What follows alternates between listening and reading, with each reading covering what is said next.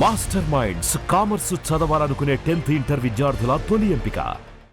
తమిళనాడును బలవంతం చేయగలమా? చేసి చూసాం. కలిసిన ఒక సంతోషం. ఒకవేళ కమల్ హాసన్ ముఖ్యమంత్రి అయితే నేను కూడా అసూయ పడేవాడినేమో అని నవ్వుతూ చెప్పాను.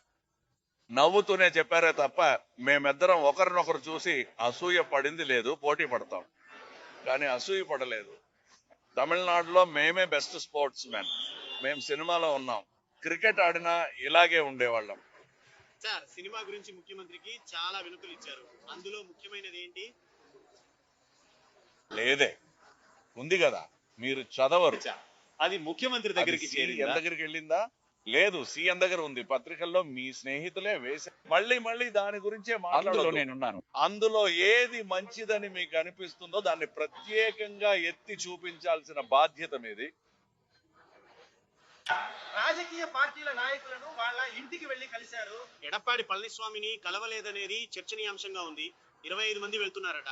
విప్ సమస్యలున్నాయి. నాయకుడు ఎవరో మాకు తెలియదు. మీరు ఎలా చూస్తున్నారు? మీలాగే చూస్తున్నాను, వేడుక చూస్తున్నాను. థ్యాంక్స్.